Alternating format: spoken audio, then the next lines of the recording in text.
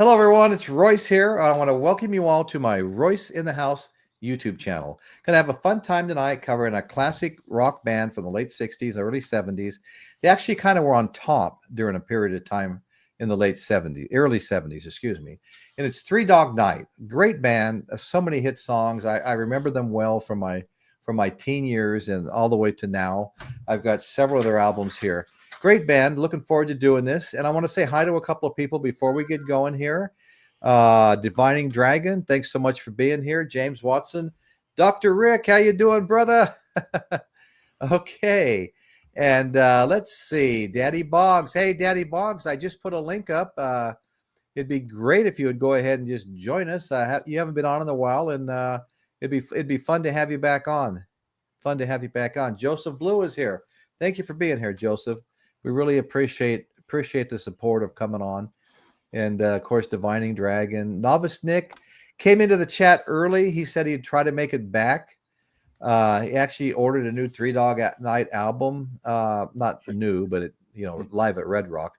And anyway, so he ordered it so, he could get into it and be ready for the show. So anyway, so let me just introduce my panel. Sitting next to me is Chris Elliott, a regular member on the panel.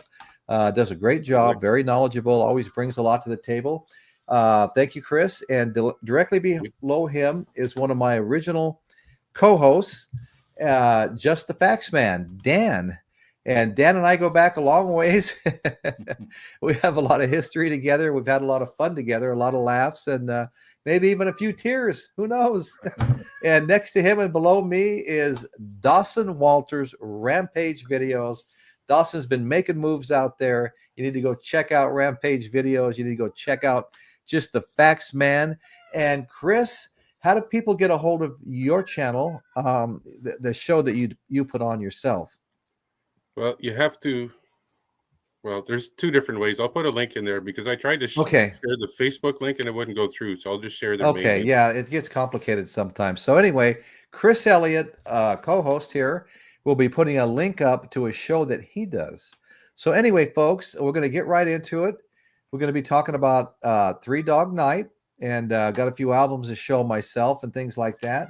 But first of all, okay, believe it or not, no band in America was more popular from 1969 to 1974 than Three Dog Night. The 7-member band sold more records and concert tickets in that period of time than any other group, bar none.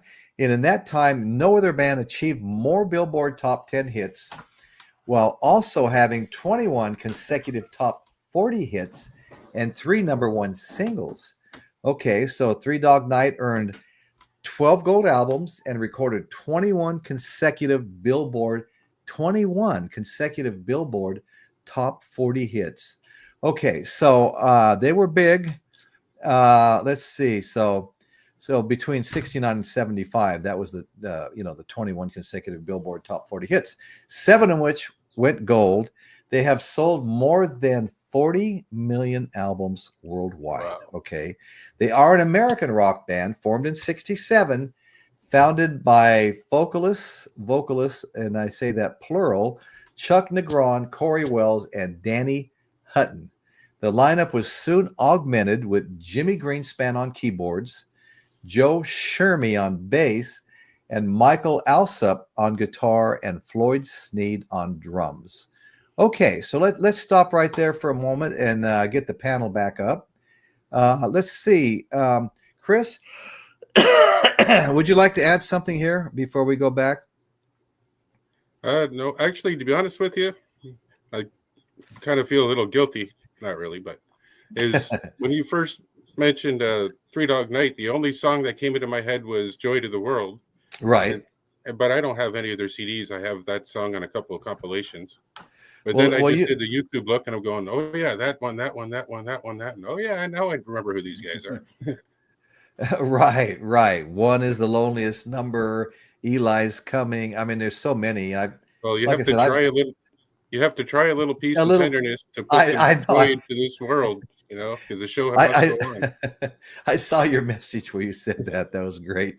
I think that came on about an hour ago. I mean, I get like about 20 messages before we even start. Yeah. So anyway, yeah. So how, Dan? We'll go down to you, Dan. And like you said, you were pretty young, during that time period. I was pretty young, in the '60s. I was just a high schooler, and Yeah, yeah, I was late about 10. 69, 7.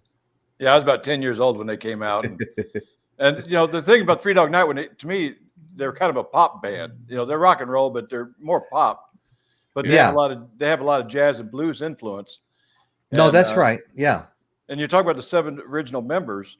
Well, correct me if I'm wrong, but Michael Alsop, he actually replaced Ron Morgan. Ron Morgan was the original guitarist for a short period of time. Then Mike Alsop came in, but he's still considered, I guess, one of the original members. But it's so early in the development, Yeah. Yeah. Oh, that's cool. And I didn't get to see Three Dog Night. Well, I never saw Three Dog Night in concert ever, but I did see Chuck Negron. I think it was in the mid '90s with his band, and at the time he had the original keyboard player and Mike Alsop at the same time. So he had 3 of the original members from Three Dog Night, but they weren't billed as Three Dog Night officially. And because Chuck Negron really hasn't been a member of Three Dog Night since '76. Okay, 1976 is when he left, because they kind of had a second coming of Three Dog Night. Yeah, 81. They did. They got back together. They had issues. They got back together, but yeah, and that's exactly right. What's odd about them getting back together is, was it Corey Wells? No, Danny Hutton. Danny Hutton had a really bad drug problem, and they fired him from Three Dog Night in '76, I believe. Okay. And Chuck Negron was still a singer, but Chuck Negron must have quit. And when they came back in '81, Danny Hutton was suddenly the main singer again. But that's somebody got fired, actually came back. But they all had a lot of drug issues. Right. I guess in the early '70s. Okay. In fact, Chuck Negron, when I saw him in concert, he stopped the concert. He actually talked about some of the hard times he fell on. And at one point, he was actually homeless and living on the streets of LA and in jail a couple of times. Oh, wow. Because of his drug use. Right. And, right. There was some. He kept going to drug rehab, and he'd fail, then he'd go back. That went on for quite a while until he finally hit rock bottom. Then he finally saw the light and really cleaned his act up. And now he's a counselor at a rehab place. Well, he was. Well, you know what? Most of those counselors at rehab places were addicts at one time. And many people have to go back to rehab. I don't know a lot of cases of a single go there one time and it's over, I'm sure there are plenty, but just people that I've known that have had problems and stuff. They seem to somehow hook up with people that, and wind up getting drugs while they're in there. And then the whole thing goes down the tubes. Yeah. But anyway, go ahead. I put that link in there, but it ended up spreading over 2 things. So I don't know. It's every time I try and put it up there, it doesn't work. So. Okay. Well, I'm sorry to hear that. Because you have to either go through their website, Health and Wellness Friendly Communities. Okay. Or through the Facebook page, the Virtual Compassion Community Center. Okay. Well, we've been joined by StormCop55. Hey, thanks a lot, brother. Appreciate it. I searched for Michael Nolan for about 20 minutes for his 5 o'clock live stream. I finally made a comment in the chat here an hour before my show started, wanting to know if anybody knows what happened to Michael. And Divining Dragon told me he made a post that he wasn't going to do a stream tonight. And I didn't see the post. I'm not sure where it was posted, but I don't see them all. But anyway, so Storm Cop's here, and Divining Dragon, Dr. Rick. So anyway, we've got a great crowd here tonight. I really appreciate you all being here. It means a lot to me. And it's a lot of work putting these things together, and we do it because we enjoy it. And if there's anybody hasn't hit the thumbs up button, please do me a proper and go ahead and hit that thumbs up button. And if there's anybody here, hey, Winslow Red Cross is here. Hey, thanks for joining us, bro. Anybody here that hasn't subscribed yet, please go ahead and just hit that subscribe button. And the notification bell, the dark one on the top, hit that. You get a one-time notification when a new show's coming out. Anyway, that's all I'm going to say about that tonight, I think. Okay, so Dawson, go ahead. Are you a fan at all of Three Dog Night? whenever I listen to Three Dog Night, it makes me feel really good, or it makes me feel something at least. Very emotional. The lyrics and the soulful Yeah. voice that they put into it. Oh yeah. Um, for this band is very prolific, more than I thought it would be. We usually talk about Styx in the late '70s to the early '80s, having multiple 5, 6 gold records in a row. But now Yeah, we yeah. go earlier back in the Three Dog Night, where you're going from the '60s to the '70s, and it looks like they really adapted well from the psychedelic type era to Okay. more of a cleaner soul kind of Chicago type thing. And I can see that. Yeah, yeah. that's a good observation, Dawson. Right on. Okay, so let's see. Daddy Bog said he wasn't really feeling that great tonight, but just a reminder, I've got a couple of links up.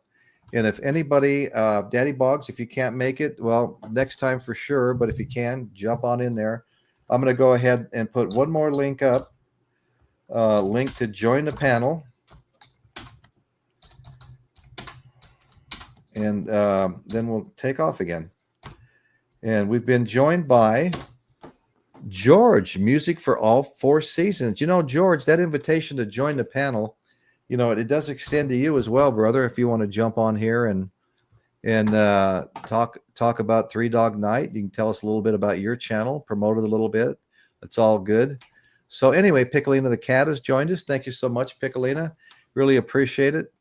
And all right, let's just keep going here. And like I said, there is a new link up.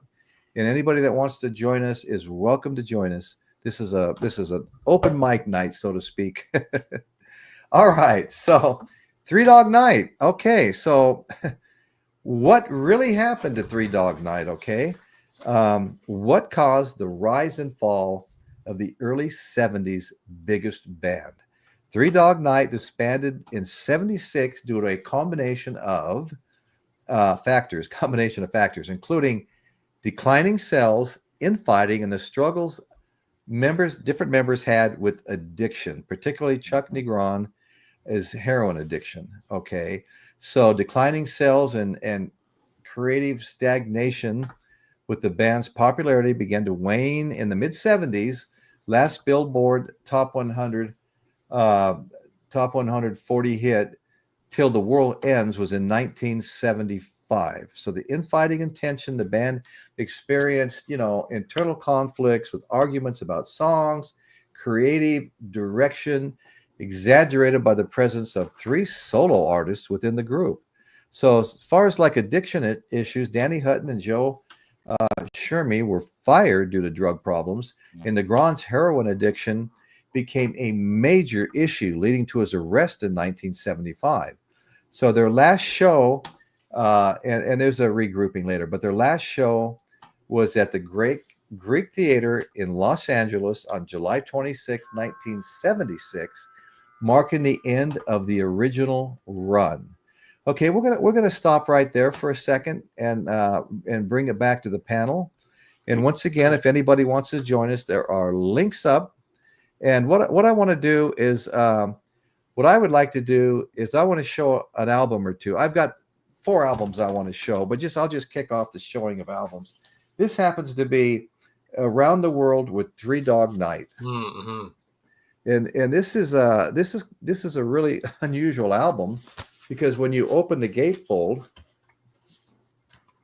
it gets a little crazy. You got to turn it this way to open it, and then dump all the albums out. Okay, turn it this way to open it, and you've got these cardboard cutouts here. This is it's all carved out around their heads and stuff. These are cardboard cutouts on the upper half, and on the lower half is another cardboard cutout. So it's just it's very different looking, So anyway, but it's a great double album. Okay, I mean this thing was recorded, 72, 73 world tour that they were on. Okay, they went to North America, they went to Europe, they went to Japan, Australia, but specifically for the album, most of the recording was done at concerts in Germany and England. And like I said, this was their 72, 73 world tour. And this album was released in 73. And it's got a lot of great songs on it. In fact, I'm gonna read it. It's just a weird album because now to read the backside, I got to turn the front side upside down. But you've got let's see, Never Been to Spain, okay, Black and White, Joy to the World, An Old Fashioned Love Song, Piece of April, Eli's Coming, Family of Man, Liar, Mama Told Me Not to Come. I never had those kind of conversations with my mama. And Jam, Dream Solo, Good Feeling, 1957, Out in the Country, Midnight Runaway, Going to Circle, One More Band. Okay, so it's cool. I listened to this again today. I'll show one more right now. We'll get back into the show. This is called got that glare because I didn't take the plastic off. This is called Three Dog Night, It Ain't Easy. Okay. And here we have Mama Told Me Not to Come, It Ain't Easy, Women, Cowboy, Your Song, Rock and Roll, excuse me, I get tongue-tied. Rock and Roll Widow, Out in the Country, Good Times, Good Time Living, Good Feeling. And there's some of the people on the back, but some of the band members. So anyway, I'll stop right there. So does anybody else have an album they'd like to show right now? No, well, one of the things I'm curious about is go ahead. that a lot of their hits weren't written by Three Dog Night. They're written people like Paul Williams, Randy Newman, Harry Nilsson. So what I've always wondered, did they write Nilsson. Did they write any of their songs? And if so, who were the writers? Or did they just take everybody else's song and just make a hit out of them? I'm not sure. That's a good question. No, but but they wrote a lot of songs. They were around for quite a while, and they have a lot of music out. So let's see. I don't know. Let me look at some of my notes here. Let's see. So Danny Hutton. Okay.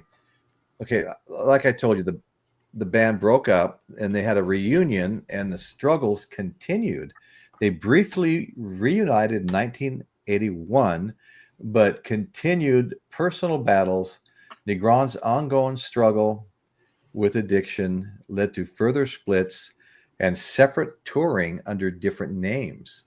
So actually, the current status, Danny Hutton continued to lead a version of Three Dog Night, which incidentally, since I'm on the subject, we have a little Indian casino up here. Not little, it's pretty palatial. Chumash Casino, and there's another one in the other direction about the same distance. They're both about an hour and 20 minutes away. The other one's over by Fresno in Lemoore. There's a naval station in Lemoore. That's its real claim to fame. I'll never forget, I was hired to do a remodel in Lenore. Some friends of mine's brother was stationed at the Lemoore Naval Station.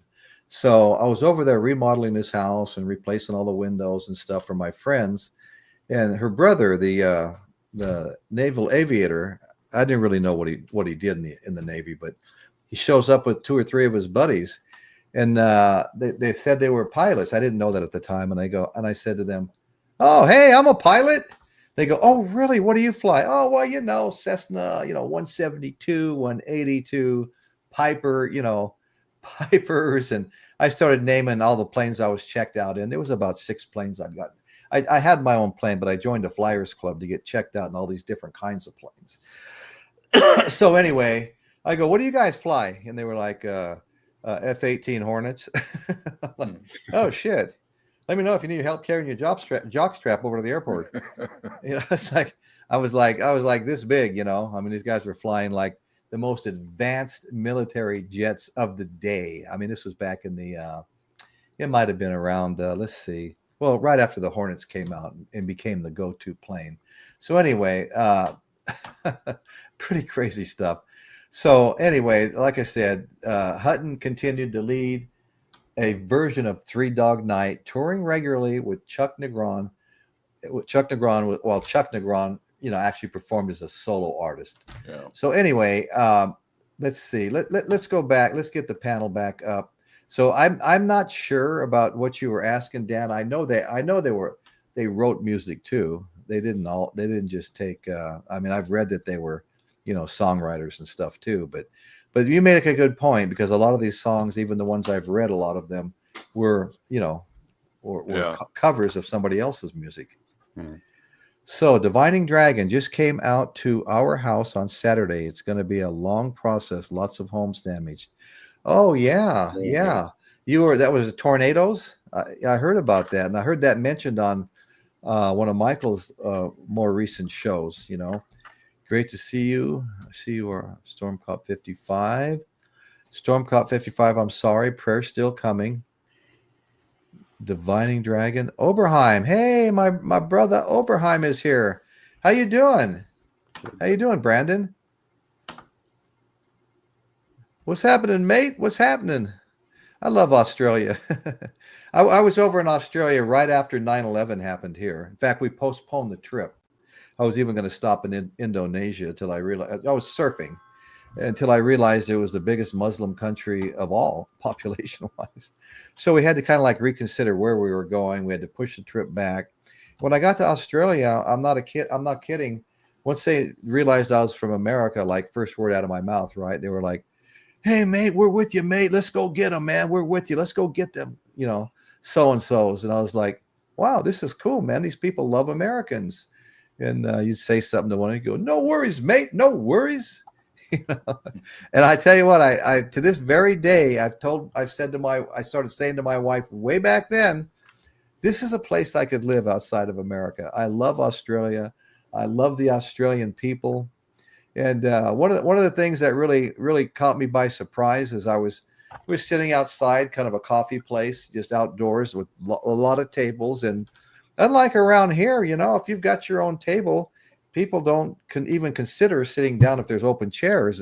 Completely different in so many other places, And people would sit down at our table and we're talking, and the guy says, he says, "Well, what do you do?" I go, "Well, I'm a contractor." I go, "What do you do?" He goes, "Well, I'm an engineer, a construction engineer." I go, "Oh, that's cool." Then he asked me, he probably already knew, he just wanted to rub it in. He says, he goes, well, how much holiday y'all get? And I'm, "Oh man, you work someplace for a few years, you go end up with 2-week vacation." I go, "How about you guys?" He goes, "Well, it's like a federal law, and you can confirm this maybe, Brandon. If you work for a company for 12 years, you get 12 weeks paid vacation, taken any way you want, 2 weeks at a time, 6 weeks at a time, 12 weeks at a time. Of course, you got to work that out with your employers, because maybe they can't let you go that often. But when everybody's doing the same thing, I guess they make it work." Anyway, so I just loved it over there, man. We flew into Brisbane, and before I knew it, I was on the freeway going in the opposite direction, sitting on the opposite side. My wife's about to flip out because I'm about to kill us. I mean, while I'm driving like that.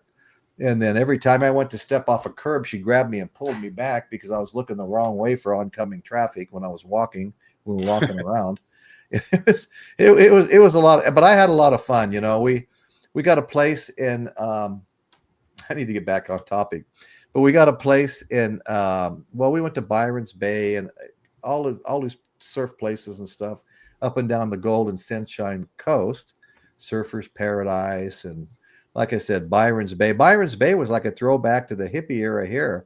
You walk down the street and, there's all kinds of people wearing reggae clothes, and weed was coming out of all the windows. And somebody told me, whatever you do, don't leave your car unattended with that surfboard on top. It's not going to be there when you get back. And that was kind of interesting. In fact, now I have a good friend that lives in Byron's Bay, and a kid that used to work for me married his daughter. And they're back there all the time, vacationing and having a ball. But anyway, I love Australia, and good to see you here, Brandon. Appreciate you joining. Dr. Insomnia, appreciate you joining. And there's Brandon. Oh, damn! I can't begin to imagine the severity of the storms. 8 tornadoes. I can't even fathom that. Me and my wife talk about selling our home and moving, and we're not really sure where we want to move to. We've just been in the same place, same house for 40 years, raised our kids here. The twins had their first birthday here. And we just want to do something different. And I don't even know where we're going to wind up. we talked about taking off for a month or something and just looking at a lot of places we're interested in, and seeing if we can find a new forever home, however long forever may be. But so anyway, yeah. So we think about all this stuff. I mean, first we were talking about moving to Florida, and then that last round of hurricanes hit, and I think the insurance went sky high, and some of the homes that were insured weren't insured for floods, and that storm surge caused a lot of flooding that the insurance wasn't going to cover. And it's like, it's hard enough to get insurance here because of the fires, right? I mean, I was paying, I don't even want to tell you how many thousands of dollars a year I was paying for insurance until I whittled down some of my amounts, and it's like, you don't need to insure my storage shed, that I built for $300. Well, I poured a slab too that I built for. I don't need that insured for $20,000. Let's get rid of that. Yeah. Anyway, so I negotiated it down to where I got down into the maybe 75% of what I was paying. Anyway, so yeah, it's hard to say where to go. I mean, people talk about our earthquakes, but then you've got hurricanes, tornadoes. Lately, the fires have been bad. I've got a picture of myself. I should have loaded it. Picture of myself on my roof with a fire hose. And my wife and kids I sent them down, and I was going to go down with the ship, I guess, if that's what it took. And so I was up there all day long, and a wall of fire would come at me from different directions at different times. And then it would drop, and the bombers were dropping all the stuff on it, the borate, whatever it is. In fact, when the fire first started, my plumber and I were working on a house I was building around the corner from my house. And he goes, "Royce, look at that smoke. Should we go check it out?" I go, "Yeah, let's go check it out." We got up there, and it had climbed up the back of this canyon, jumped the road we just came up, and was like about to burn the house down that I had in construction, and heading toward my house. And so we went back to my house, got up on the roof with the water hoses and stuff. And my wife said on the way down the hill, she got in the smoke so thick, she almost ran the car up on an embankment and tipped it over. She couldn't hardly even see. Right. But anyway, so we haven't had a fire in a while, but we did have 2 serious fires up here. Even had a friend show up with a big long horse trailer to help me load everything in my house. And anyway, that's that. So, okay, back to the show. Anybody got something they want to add right now to our 3 Dog Night conversation? Yeah, I have an anecdote. One of the first times I heard 3 Dog Night, it was at a school assembly in grade 6. And during the assembly, they had this reenactment or something, and they were kind of acting. So they played the song, and people were singing, and there were people jumping around like a bullfrog. And it was the first time I heard that song. One of the creative teachers kind of put together this little show or something in the gym. And I'm like, this is really catchy. It was kind of annoying at first. I was like, oh, I guess get this thing out of my head. But, eventually you hear the song as you're listening to other bands, and I'm like, it's not bad. And then you start to like the song more. And yeah, Jeremiah was a bullfrog, Yeah, he was. He was a good friend of mine. A good friend of mine, too. Hey, I want to say David from Safe and Sound, Texas has joined the chat. Sorry, gents, recouping from Exponia. Okay, yeah, David, I mean, I just put a link up. If you're at all interested, you're more than welcome to join us. In fact, anyone else is welcome to join us. Music for all 4 seasons, you're welcome to join us. I know you've got your own great podcast. David's got a great podcast. Excellent. Watched a couple of his shows this week. And so he's favorite 3 Dog Night song, Out in the Country. I just listened to that a couple of hours ago. Nice. I bet David's got some. Okay, go ahead, Chris. Voice, and I can fill in a little bit of their, from 1977. Okay, go ahead. Anyways, kind of fill in some of the stuff when you introduce the band. And this one, I know Michael's in the chat, so this one's for Michael.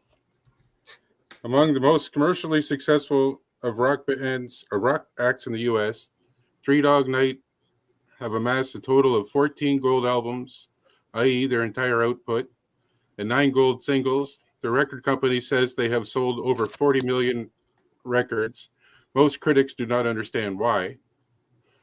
But then this is kind of the a biography of the band a little bit. Concept of the group originated with Danny Hutton, who was born in Buchanan, Erie, but raised in the U.S. He thought the lineup with 3 lead singers would have amazing versatility, so he recruited Wells, who had previously toured with the band supporting Sonny and Cher, and then Negron. Okay. They added the rest of the lineup: Shermy, who came from the Corey Wells Blues Band, and Sinead, a black drummer from Canada who had worked with Jose Feliciano, and Greenspoon, who's the son of silent screen actor Mary O'Brien. Okay. He grew up in Hollywood, and Alsip, whose background was in country gospel music, came from the band called Family Scandal. Oh. Yeah. Okay. The members of the band thus brought a diversity of musical influences with them, though the critics never forgot that they assembled them for let me get this correct. Though the critics never forgot that they had been assembled for the primary purpose of producing hit singles. And that's it. I mean, there's more, but I'll add more as we go. But Well, so basically the critics just passed them off as a hit single jukebox, recycling everybody else's hits. But yeah, right on. Not much respect. Thanks for sharing that. That book of yours is just like a gold mine. I Brandon Oberheim, my friend from Australia, said he was trying to send me a super chat, but it wasn't allowing him. So I don't know what happened there. That's a bummer. Steve Mitham, my old friend Steve Mitham, is here. Thank you so much for joining us, Steve. Haven't seen you in a couple of weeks. Michael Noland. Michael, this is the first time I've seen your name, unless I missed it. Michael Nolan, the bottom line. Glad you finally got insurance to contact your James. Hey, folks. Wow. Yeah, no, insurance is a big thing. James Watson, I thought TDN, Three Dog Night, weren't in the Rock and Roll Hall of Fame because they weren't rappers. one of the few, Okay, Divining Dragon, Michael Nolan, the bottom line. Woohoo, howdy. Yeah, good to see you here. Steve Mitham, Dr. Insomnia is here. Elvis didn't write his songs. Had Otis Blackwell write them or sang covers. No, never wrote his own. Well, that's interesting. And he was the king of rock and roll. Is that what everybody else understands? That Elvis? I mean, I never even thought about whether Elvis wrote his songs or not. Okay. I always thought about that. He wrote some of them. I mean, you could ask Carl Perkins. He could scoop a song right out from underneath you the night before it gets released. The song I'm talking about is Blue Suede Shoes. So it was supposed to be Carl Perkins, but Elvis one-upped him by going on TV and doing it first. Right. Yeah, Divining Dragon is right, Michael. We miss you being here. And I spent about 20 minutes thinking there was something wrong with my computer because I couldn't find your live stream. And finally, on my own small chat, which had started about an hour and a half or so before my show, maybe even 2 hours before my show, I put up a comment and said, hey, I can't find Michael Nolan's live stream tonight. Anybody know what's going on? And it was Divining Dragon came in and said he saw a post that said you weren't going to be streaming live tonight. So anyway, hope you're feeling okay and everything's going okay with you. I know it's not easy, preparing for so many shows, and you've been doing a lot. You've been doing a lot, brother, and a lot more than I've been doing lately. I got hung up on all kinds of stuff this week. Building a new website that's finally done, and mailing it out to people, and mailing out the flyer I created. On the website, all that stuff's been getting sent out to people, and then I got a little landscape project going on, and it's like all the stuff I had planned on doing show-wise this week. At least one pre-recorded, maybe a couple of shorts. I've got a big list of pre-recordeds I need to get done. Got a lot of great stories I've come up with. I can't wait to get something out there. but I just wasn't able to get things out there. Just too busy. So Storm Cop, I'm still alive and kicking. Looking forward to our next live, Michael Nolan. The bottom line, absolutely. Here's my link. If anybody wants to click on that, go backstage. I will be happy to bring you up. And anyway, Dr. Insomnia says New Year's Rocking Eve with Dick Clark began with Three Dog Night as a Yes, it star did, band in 1972. Yeah, that's awesome. Thanks for sharing that. Michael Nolan, Piccolina, Doc, Brandon, David, Steve Mitham. I saw Three Dog Night live about 4 years ago at Prairie's Edge Casino. Yeah, and I was mentioning before you came on, Steve, that Three Dog Night is coming to my local casino, Chumash Casino.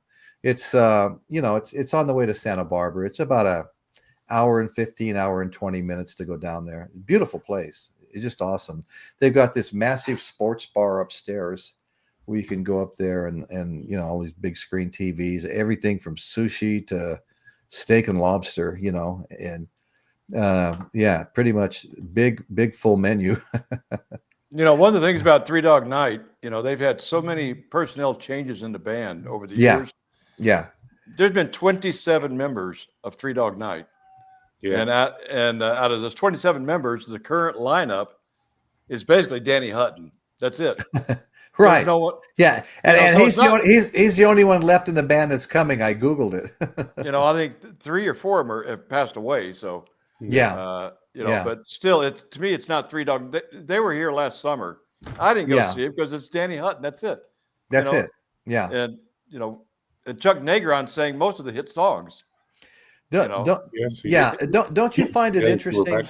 Don't you guys find it interesting that certain bands, just what Dan said, I don't want to go see it. It's just, just so-and-so, not the whole band.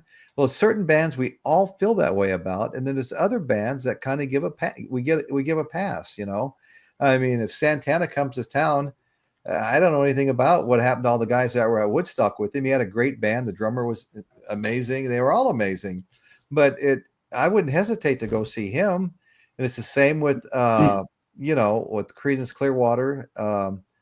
My mind is going blank right now, but Creedence Clearwater. Santana twice, John Fogerty, Alice Cooper. John twice, Fogerty, yeah. Yeah, I've seen Alice Cooper, and I was really happy I went to see Alice Cooper. What a great show. I mean, Alice Cooper definitely still has it. He sounds great. He's got an excellent band. I mean, that Ryan Roxy is just an amazing guitar player.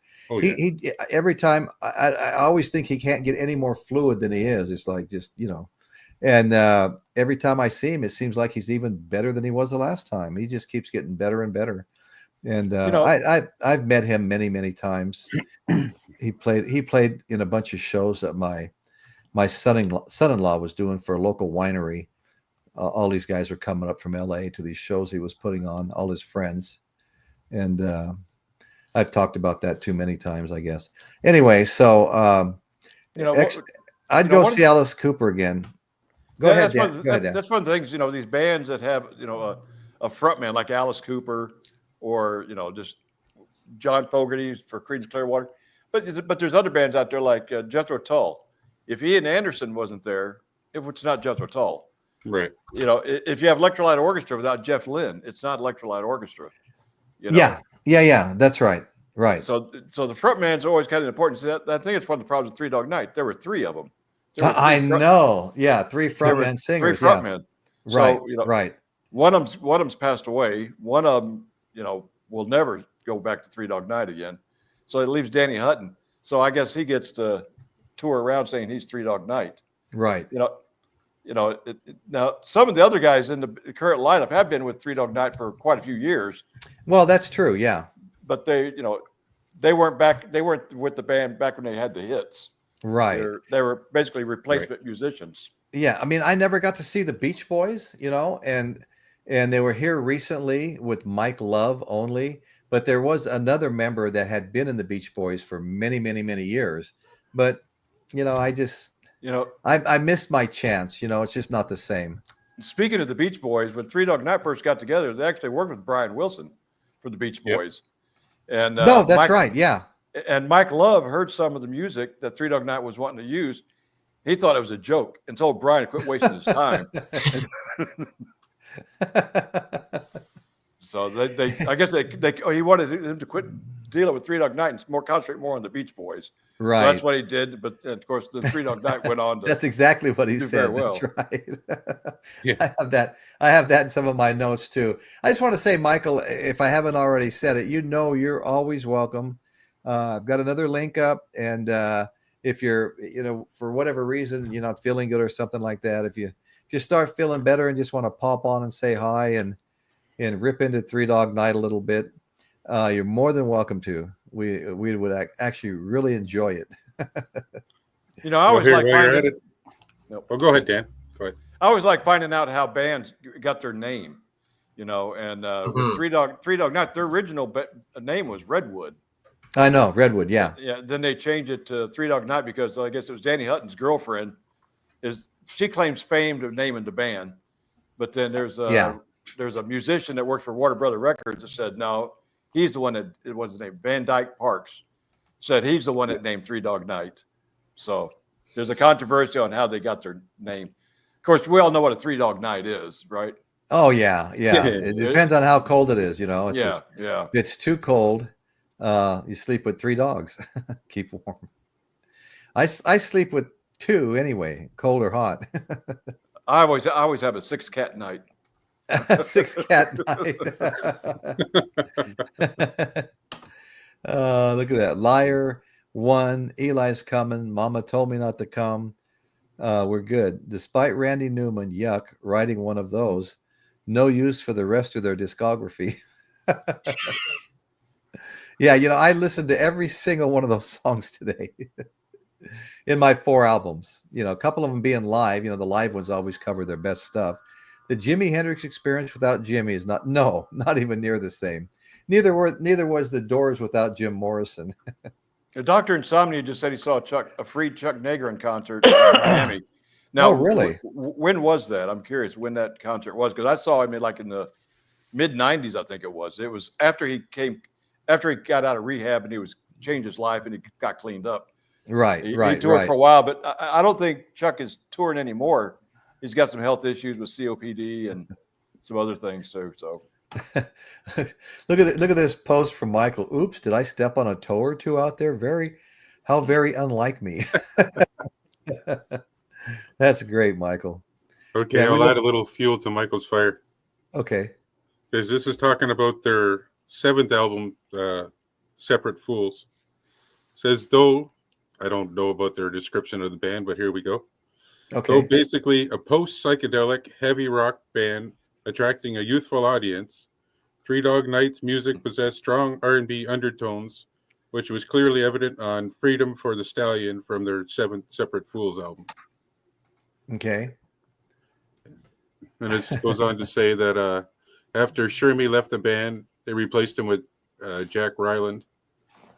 And then this is 1977. It says, nevertheless, the heady days when they were on top of the box office attractions in America seemed to be over. Well, it seemed like too the things that brought them together initially was the excitement of rock and roll, the lifestyle of rock and roll, and touring and doing all that. Well, you got to be careful what you wish for, and that's kind of what happened to Three Dog Night. They got overloaded with that rock and roll lifestyle. The touring wouldn't stop. They were under pressure from the record companies to keep putting out these single hits, and they got to a point where they turned to drugs. And that's basically the pressure of the rock and roll life is what destroyed them. But that's actually what got them going in the beginning. Yeah. Double-edged sword, right?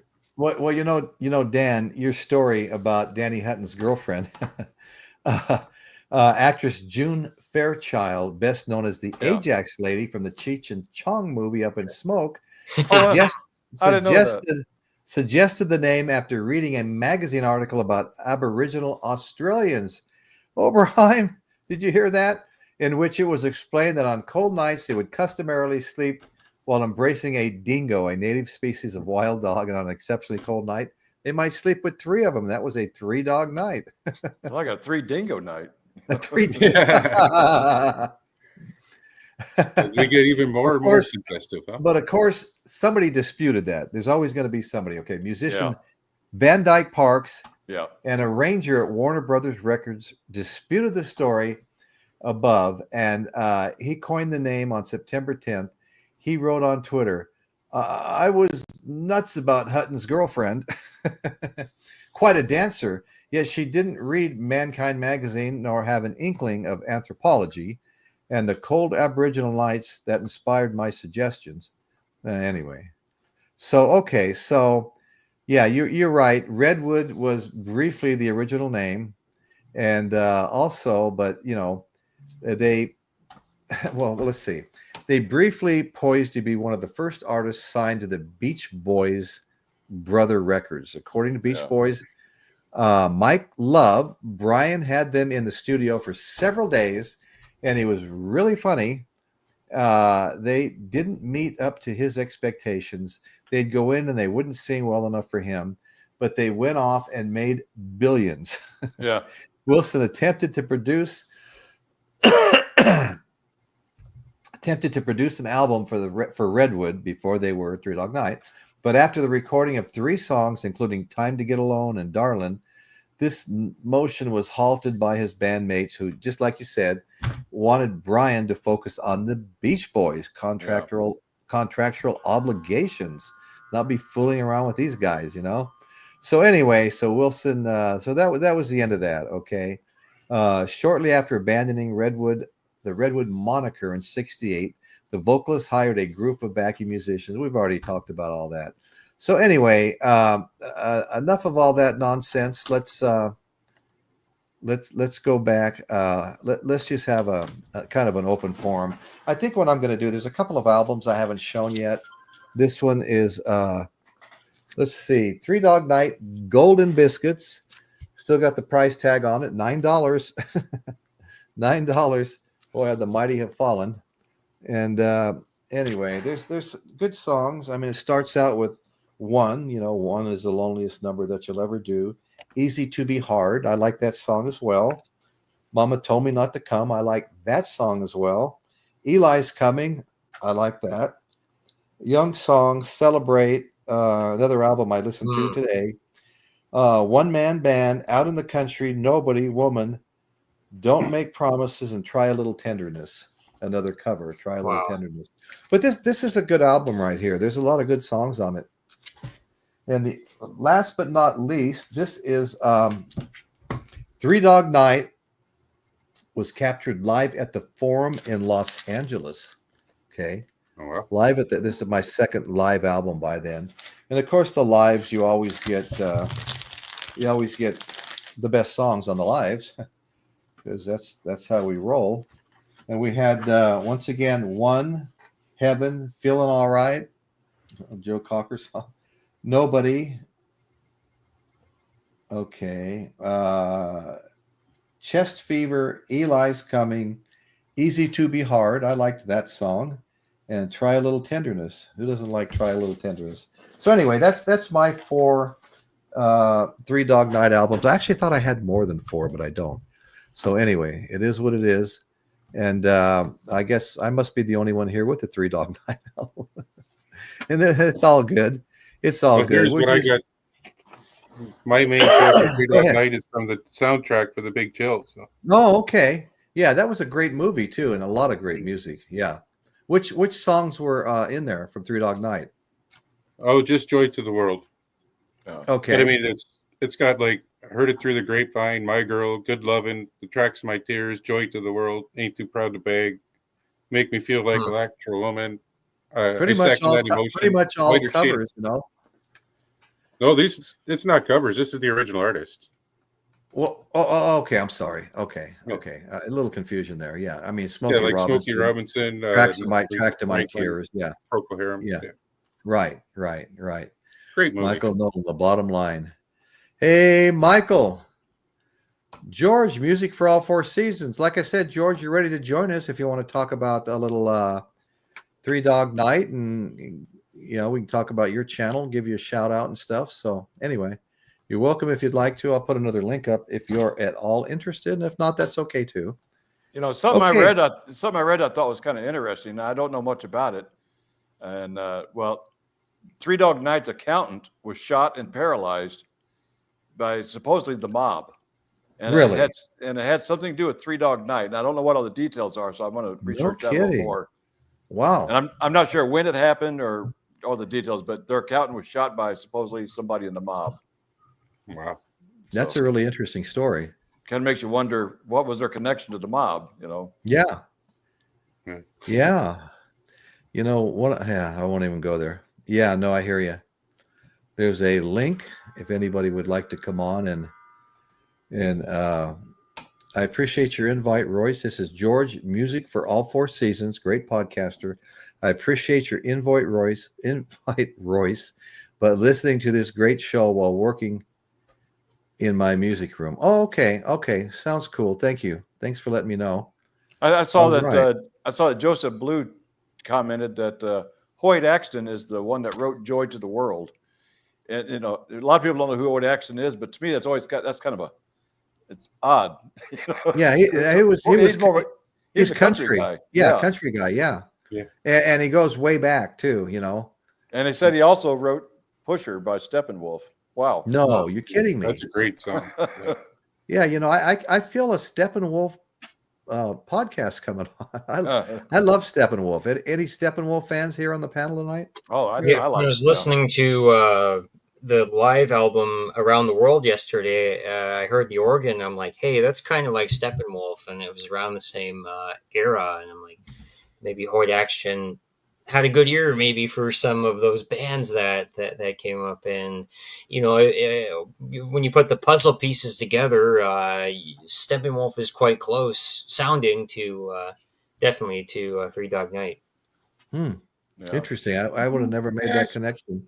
We had a hangout when I was a teenager in Henderson, Nevada, and it was pretty crazy because it was all pinball machines and pool tables, and we all got really good. We all thought we were the pinball wizard, you know, and we all went in there every chance we got, and you'd go out and you'd party a little bit, and you'd show up at the pins, we called it, and boy, woe to anybody that came in there on a Friday or Saturday night that wasn't known to the club, you know, because it was almost like a private club. But it was junior high school all the way up to out of school, but it was Henderson people, you know.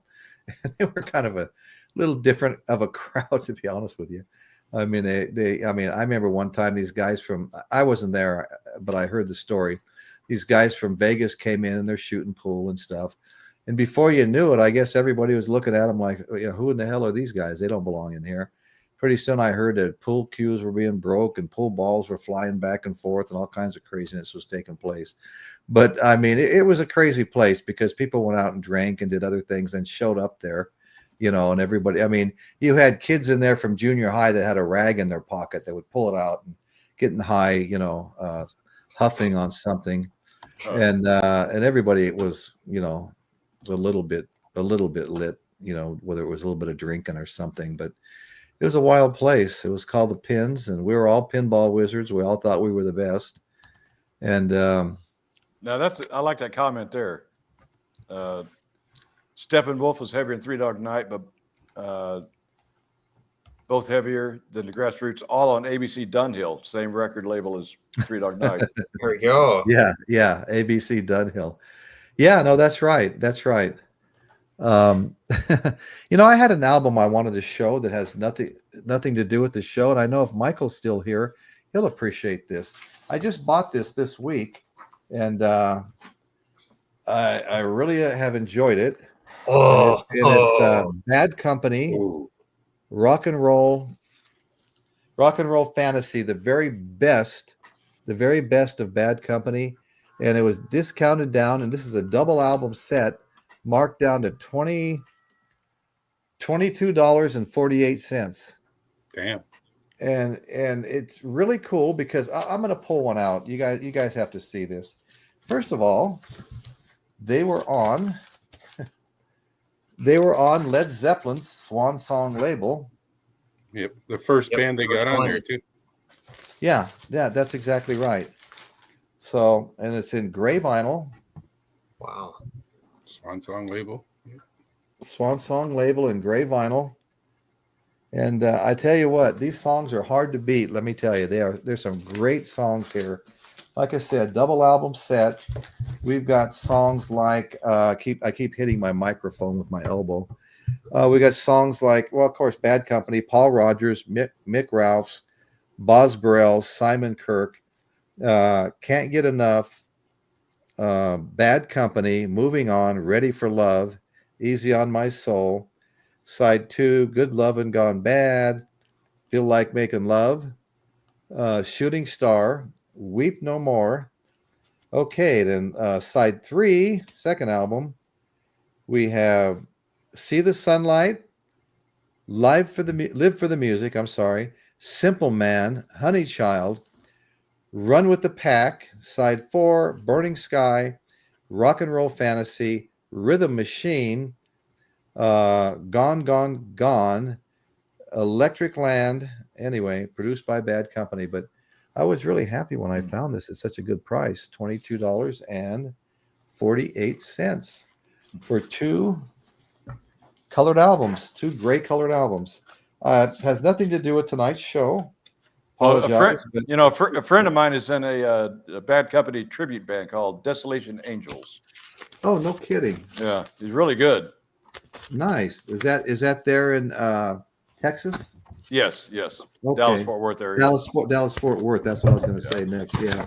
Hey, you guys have a lot of you guys have a big music community back there. Oh, it's really big. A lot of tribute bands and things like that.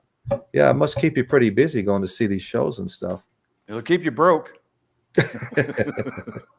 Yeah. That's right. Max Brand, Dunhill was a huge level that had the Mamas and Papa label that had Mamas and Papas, Grassroots, Three Dog Night. The latter sold more albums than the other two. Yeah, Three Dog Night sold a lot of albums. I was going to make a comment about that, the Mamas Go and ahead. Papas, because they had songs that were kind of left over from other bands, or they would use the Mamas and Papas to further promote other singles from bigger bands and give it to them and then do that. So it's kind of similar to what happened with Three Dog Night, where the song would be out and then the record label would give them another song or the same song, and that they'll kind of boost it overall in the charts. Yeah, I think that's the case with California Dreamin'. California Dreamin', yeah. No, okay. Yeah, well, you know what? I'll throw this out one more time. Smash that thumbs up button, folks. It helps the show get distributed. And if there's anybody watching now or will be watching in the future that hasn't subscribed yet, please subscribe to the channel. We've got tons and tons of shows. You can go watch. We've got 50, 60 videos with the focuses on classic rock, So anyway, I'm sure there's going to be some stuff there you would enjoy. So you're welcome to subscribe, hit the notification bell. You get a one-time notification. And that's that. Thank you so much. I won't bring it up again. Novice Nick. Hey, Nick. Gust made it home. Who's Gust? I'm kidding. Just made it home. Nice show, guys. Love this band. The band that lived the hype. Thank you, Novice. We missed you tonight, man. Missed Michael Nolan. Okay, White Monkey. How you doing, White Monkey? Good to see you. Good evening, all. Good to see you, brother. Divining Dragon, White Monkey, the channel no one subs to. Howdy. Oh, well, I'll have to change that real soon. I will sub you, White Monkey, if I have. I'm pretty sure I have already. Ben Scheidegger. Hey, how you doing, Ben? Good to see you. Divining Dragon. My brother Divining Dragon. Dr. Insomnia, Joy to the World was the number one. Yes, it was the number one selling single of 1971. Joy to the World. Isn't that amazing? And we had Led Zeppelin out there with 1, 2, and 3 and getting ready to release 4. And that was the best selling album. That's crazy. Yeah, but that was a single. It wasn't a full album. It was it was a single. Yeah, no, that's right. Big difference. No, there is, but still. Go ahead. I saw an interview with Chuck Negron, and he was talking about these singles, and he said, "This is from what Chuck Negron said. They had 7 singles that sold over 1 million copies each, and he said I sang on 4 out of those 7." So Oh, kind wow. of kind of tooting his own horn, but that's a fact. You know? Right. Yeah. Exactly. Hey, we got Max Brand here, Classic Rock. I'll come next week. I'm from Toronto. Well, hey, thanks so much for joining us, our Canadian buddy. And like Chris Elliott up here, you're from Canada, and so many of the others here. But Dawson as well. no, Yeah. welcome to the show, brother. Welcome to the show. Appreciate you checking in on us, and comment you just made about joining next week. Join next week and every week. Like to see you out here all the time. Have you up on the panel sometime. Just curious, do you have a show yourself? Are you a podcaster or just a classic rock fan like the rest of us? Anyway, the first hit Three Dog Night had was One. Yeah. And that was in 1969, I believe. And it never hit number 1. It hit number 5, I believe, on the Billboard. Number 5. Okay. But that was their first real big hit that kind of. And that's a great song. I love that song. No, I like that song a lot too. I really do. I liked a lot of their songs. I won't say everything. I don't like everything hardly from anybody, but I liked a lot of their songs. They had a lot of good stuff. Joy to the World surely would have made a better single than Stairway to Heaven would have. I don't know. Yeah, Dr. Insomnia said Led Zeppelin never had a number 1 single ever. Yeah, that's right. Yeah. Crazy. Well, Other than an albums band. Yeah. Well, they put out the minimum amount of singles the record company would let them. That's for sure. Yeah. Okay, Jersey Devil. Hey, how you doing? Haven't seen you in a little while. NFL Films put together a video back in the 80s of different coaches singing "Joy to the World" during pregame warm-ups. That's great. Let's go Eagles. Hey, Jersey Devil. Good to see you. Thanks for sharing that. That's an awesome comment. 69. 5 written by Nilsson. Yeah. I was surprised when I read about Harry Nilsson writing some of their songs. Oh, yeah. He was really tight with John Lennon, you know. That's how John Lennon wound up hanging out with the Hollywood Vampires, the drinking club upstairs in the Rainbow. That was the loft was reserved for them. You know, Alice Cooper was president, and it was a crazy thing. Harry Nilsson was a charter member, and whenever John Lennon, during John Lennon's Lost Weekend, which lasted, I think, 1.5 years or 2 years, when he left Yoko, and Yoko sent her assistant to be with him, be his girlfriend, he basically was hanging out with Harry Nilsson the whole time, doing crazy things. Anyway, so all right, Max, they didn't need to. Peter Grant was too smart for that. Yeah. Peter Grant was, you know, the 5th member of the band. He was a great manager. He was amazing. We have covered so many Zeppelin. I covered all of their studio albums. They're all on my channel. Then we started covering live albums. You know, we did Celebration Day, we did the Mothership, we did the BBC sessions, How the West Was Won, and I'm sure there's something I've missed. There's so many lives out there and stuff. I love that. That is my favorite band, Led Zeppelin. Love Led Zeppelin. So anyway, Max, yeah, thanks for that comment. Yeah, we really like Peter Grant. He's a great guy. He took good care of the boys. Yeah, you wouldn't want to cross him. No. I mean, what they showed on the Song Remains the Same when he was handling that promoter is one thing, but some of the stories of what he did in real life, you didn't want to piss him off. Yeah.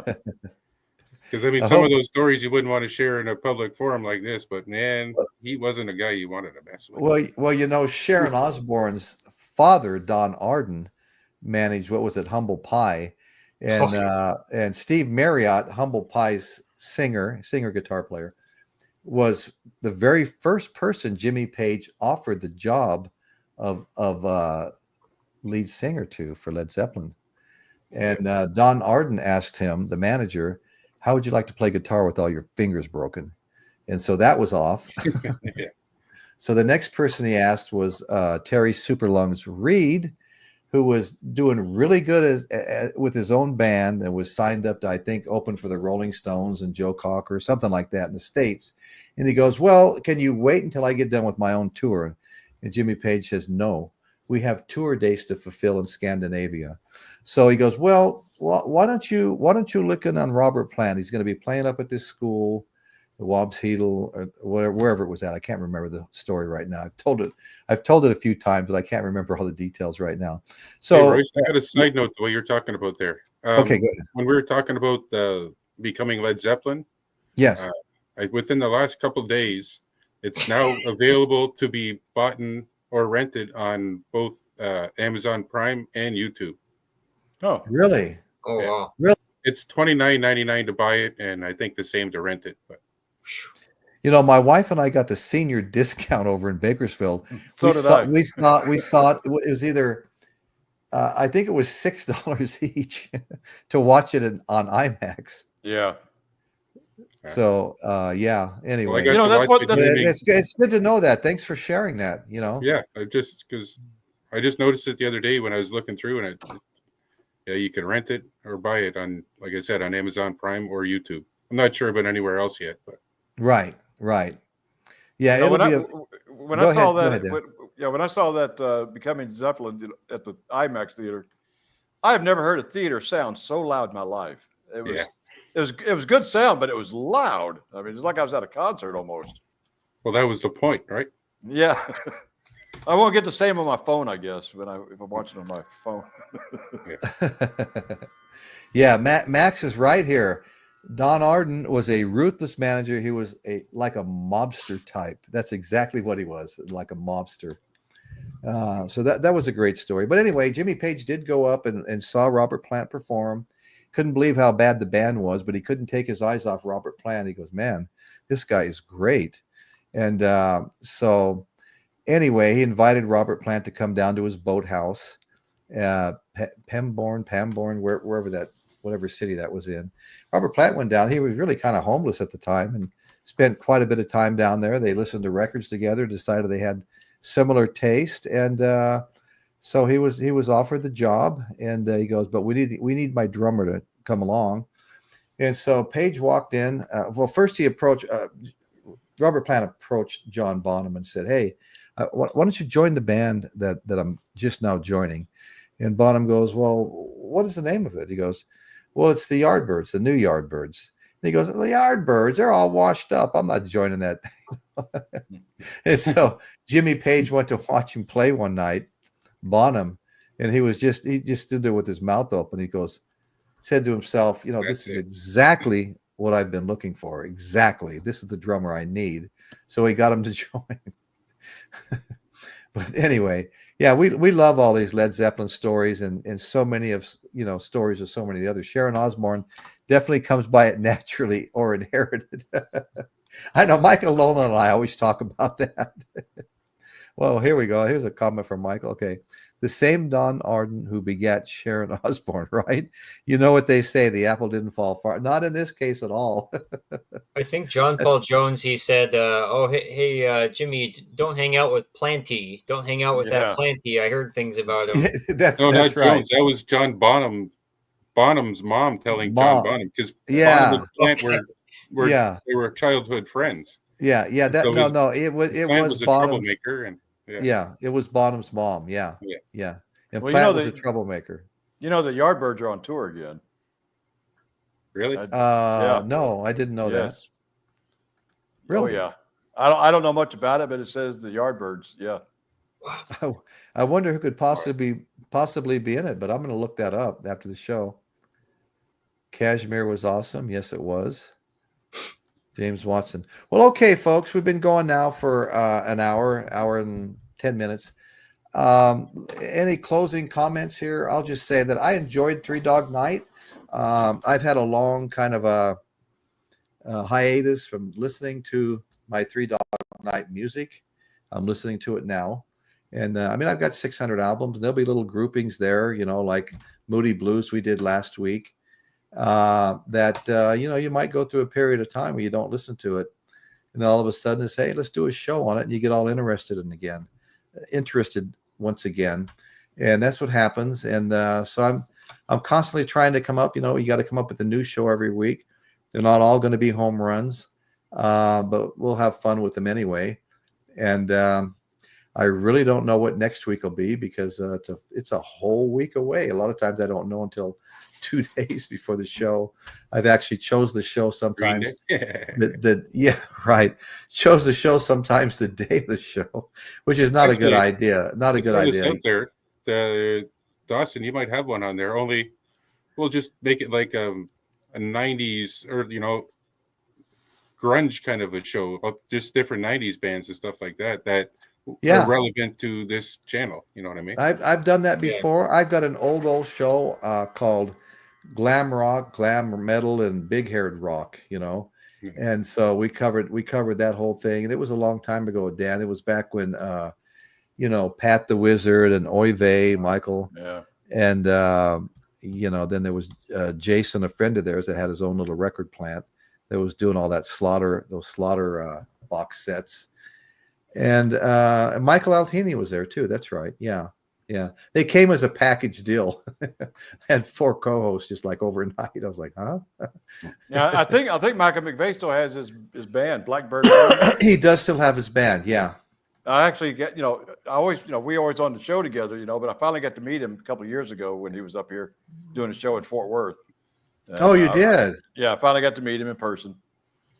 Yeah, we were back at my wife's sister's house in Texas, and I called him, and I think he was about an hour away or something like that. And we talked a little bit, and we talked about trying to hook up, but it just never happened. It was he's down in the Houston area. Oh, okay. Yeah, it was all on short notice. Yardbirds invented metal and psychedelic music. Michael Nolan, your live stream tonight was going to be on Who Invented Metal, I think, or something like that. I was looking forward to it, brother. Dr. Rick, Joe Walsh. You know what? Joe Walsh. We might have to just be planning some Joe Walsh.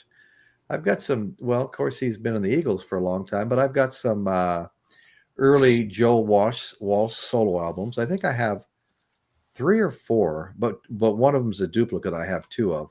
I think Michael Nolan needs that. I don't need 2 of them, and they're both in perfect condition too. But anyway, no Joe Walsh. Oh my God, man, watching him play slide in some of those songs, he's just amazing. He's just absolutely. I love Joe Walsh. He helped out Led Zeppelin by giving Jimmy Page, the #1 Les Paul. Oh, okay. Yeah, Jimmy Page was at a show.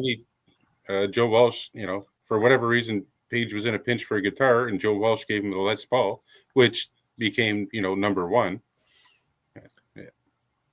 So that's a different story. Maybe we'll share that when we do have a Joe Walsh show. Yeah, well, cool. Joseph Blue just told me that for whatever reason, Super Chat is turned off, and I don't really have any idea how to fix that right now. Sorry, guys. I really appreciate you thinking about that. Yeah, that's a bummer. Looked like it was working on my end. Huh? It looked like it was working on my end. There's an option for that. Yeah. Oh, it's okay. So it is open on your end. Can anybody else see the Super Chat button? I think it's down at the bottom of the right hand side. I'm checking now. Okay. Yeah, I'm not. Yeah, it's working on my end. Yeah, it is. Do you see it, Chris? At least it's coming up. I'm not. Oh, yeah. No, I hear you. I'm not even sure what I'm looking for, so. I did a video tonight on the year 1979. So many debuts and classic releases. So everybody sub up White Monkey. He's coming on the channel. He's making comments. He's making great comments. Let's help him out. If he, I mean, if you look at the title is White Monkey, the channel no one subs to. I'm feeling bad about that. I got to go make sure. I'm pretty sure I am sub, but I'm going to go check it out as soon as we get off of here. Got to see Peter Hamill in '78 with Graham Smith. Okay. Piccolina the cat. What did she say? What did he say? White Monkey, Piccolina, James Gang. Oh, Peter. Yeah, Piccolina the cat brought up Peter Hamill as well. Is so there you overlooked. Go. Now you got a couple super chats in there. Oh wow! I wonder what turned it on. I mean, I didn't do anything. Thank you, Joseph. Thank you, Dan. Thanks, guys. Oh my God. I'm gonna thank you. I appreciate it. All this helps, you know. All this helps. So anyway, let's highlight Joseph Blue, super chat. Thank you so much, brother. I really appreciate it. Dan the man, just the facts man. Thank you, Dan. Here you go, Royce. Thank you so much. Wow, that's great. And Thank people you, in the guys. chat, people in the chat shouldn't be shy. Let's help Royce. Yeah, well, thanks for saying that. Wow. Yeah, I'm not sure how to make these kind of permanent, you know, up in the, let's see. Delete, put user in. No, I'm not going to delete it. I'm not going to put the user in timeout, nor am I going to ban the user. So no, I won't use those options. That won't help anything. Okay. Thanks, guys. Much appreciated. Man, I love that sign behind you, Dan. It does all kinds of things. It's not, you know, you must have cool. several different modes you can switch to, right? Well, I got it on automatic mode. It goes through like 256 different settings. Are you kidding? Yeah. How fun is that? What I'm curious about now, because I just bought this thing about 4 weeks ago. Okay. Before the tariffs went into effect for China. So I kind of wonder what this thing would cost now, because this came from China. You could probably flip it and make some money. Yeah. Oh, I don't know about these tariffs, man. I just, you know, and from everything I've seen, it just means that we pay more for everything. I mean, or buy American. Or buy American, right? Don't buy Chinese. Don't buy China. No. Well, that's a lot easier said than done. Well, that's true. hey, check this out. Steve Midtham, my brother. Oh, there you go. Yeah, thank you, Steve. I really appreciate it, man. That's awesome. Nice. God, I'm really feeling good about all this, you know, guys. Yeah. Although, Steve, Dan, I must say, in defense of Novice Nick, yours on all the time. Nick can just make it happen with his hands. He's magic. He's a magic man. That's right. Is that how the song goes? Yeah. Okay, Steve, once again, man, thank you so much. Thank you so much. I really appreciate it. And, you know, here's something I can do. I can do fancy things with my camera. Position 2. Oh, position 3. Well, now it's not listening to me. Position 2. Oh, it's supposed to listen to you also. That's amazing. Yeah, you can set up different camera positions, and all you got to do is say the position number, and the camera automatically go to it. Hey, while we're on the subject of China, okay, I was reading today. I was like, oh my God, there goes my next cheap flat screen TV. You know, they still have them on sale since Christmas. You know, 65-inch for $3 something, low threes.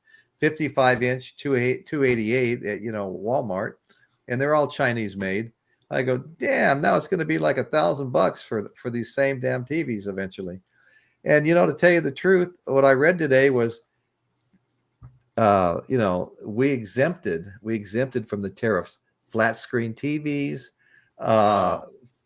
you know, phones, which Apple, you know, and there was a whole bunch of electronic stuff, you know, computers and microchips, all the really good stuff we exempted from the tariffs. Wow, you got more money coming in. Yeah. Hey, check this out. Look at this. White Monkey has hit me with a $2 super chat.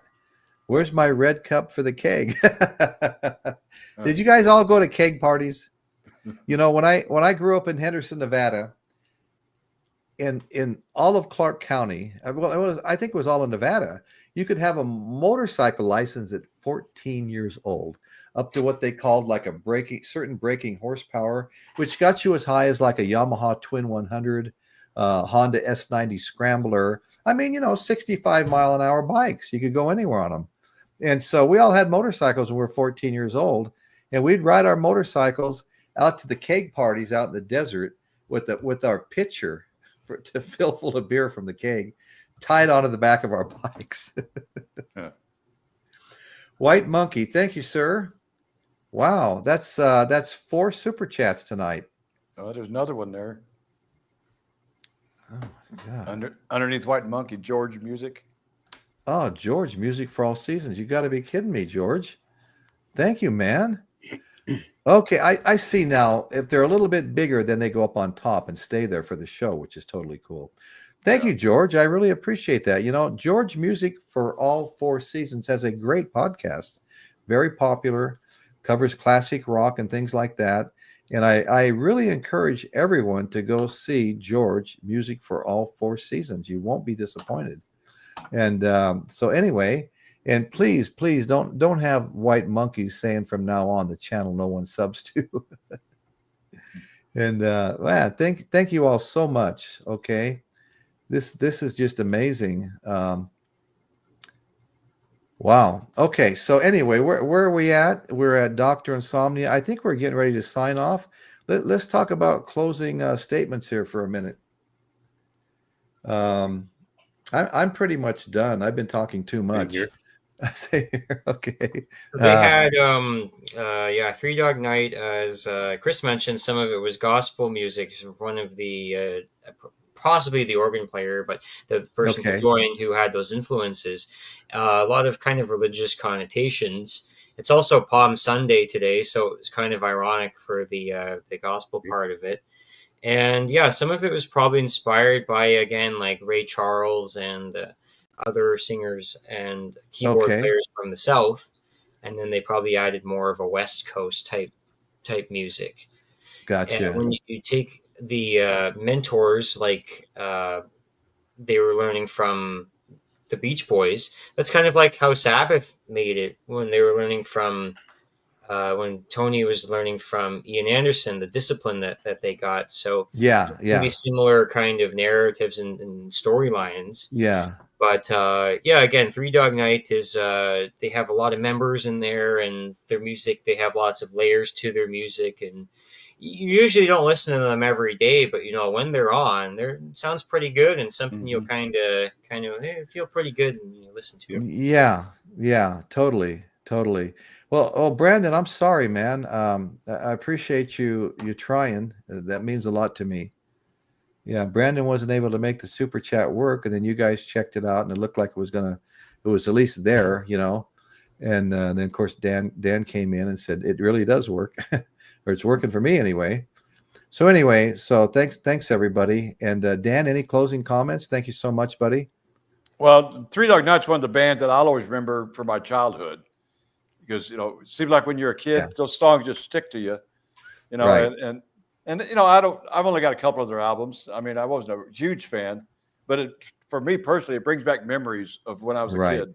Right. And you know, even nowadays, if I'm listening to the radio and a Three Dog Night song comes on, I won't turn the channel. I won't turn the channel. I'll listen to the song. I'll do the same thing, you know. And we're talking, what is this? Almost 60 years later, you know. Right. 58 years later. Yeah. But yeah, they'll always be, you know, part of my music repertoire, I guess, you know. Yeah, that's right. That's right. So anyway, okay, guys. So anybody else have anything to say? Go for it. Just kind of add something that I mentioned earlier, but it kind of goes along with what you just said, Dan, is when I was first read that we were doing this show, first song that popped in my head was Joy to the World. And then I kind of went blank on what other songs they were. And I put on a YouTube playlist. And just what you're saying, Dan, as soon as I heard these other songs, it's going, oh, yeah, and just triggered so many memories. Yeah. Right. That's exactly what happens. Yeah. Makes it kind of fun, you know. All right. Well, okay, guys. Well, I guess we're going to go ahead and sign off. Let's see. Hold on. I'm just taking some notes here.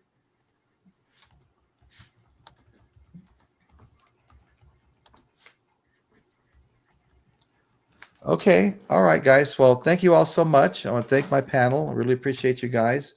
I thought we did a good show tonight. You guys were all great. And I want to thank everybody in the chat for showing up. There's Novice Nick. Novice Nick got here late, so he didn't want to join. He was too late. James Watson, George Music for All Four Seasons. Thank you so much. Great show, Royce, and everyone have a great weekend. Thank you, sir.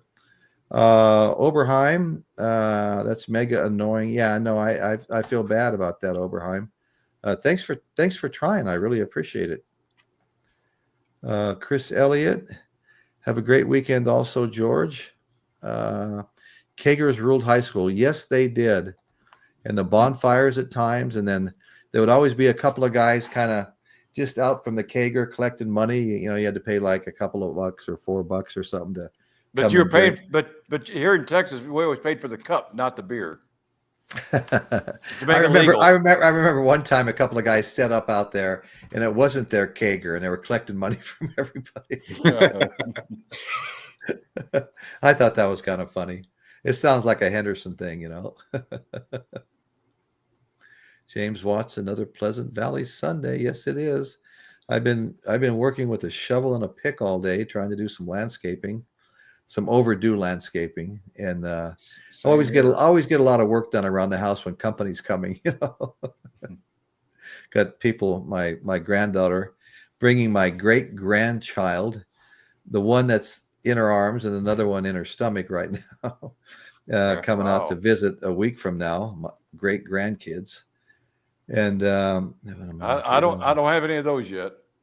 So they're coming out, and you know what? I tell you, you talk about motivation. You get out there and you work your tail off around the house. You know, yeah. I had to dig up so much stuff. I had to dig up utility water lines and check all the water lines that haven't been getting used, because the whole front yard finally got ran over by gophers, and we just had to walk away from the grass. I couldn't keep putting those poison pellets in there, because the gophers would crawl out of the hole and die. And I got these little dogs, you know, the last thing I need is my dogs eating those gophers full of poison, you know? So I tried all the other methods, whether everything from vehicle exhaust to smoke bombs with poison and you name it. But I just couldn't, they just took us over completely. I mean, it just thousands of holes. I watered some plants down in front of my entryway, you know, real hot, and I was watering some plants. Irrigation wasn't on, and just because I soaked them really good twice, the gophers came in and ate plants they hadn't touched in 10 years because there was moisture around them. And it was a really a nice plant too. Jerry C, hey, good to see you, buddy. Good to see you, man. Okay, just about to the bottom of the chat. Ben Scheidegger, thank you, Royce. Never heard of Three Dog Night until this stream. I'm going to do some listening. Yeah, you know, they've got some really fun songs. Check them out. There'll definitely be some songs that you like. One is The Loneliest Number That You'll Ever Hear, Joy to the World, that you'll ever do, not hear. Celebrate, dance to the music. Dance to the music, yeah. Great show, Royce. Thank you, Piccolina. Appreciate it. Good panel, guests, and peanuts. Yep, all of us. That's all of us. Dr. Insomnia, Heaven is in Your Mind, written by Stevie Winwood. What a great artist Stevie Winwood is. Yeah. Talk about a child prodigy. I think he was 9 years old when he was playing with his brother and dad, and they would turn the piano to where he had his back to the audience. Nobody could tell how old he was. I heard a Steve Winwood joke. Okay. You know, Steve Winwood was in concert, you know, and everybody's waiting for the show to start. But Steve was late. And they're going, well, where's Steve at? And they said, he got caught in traffic.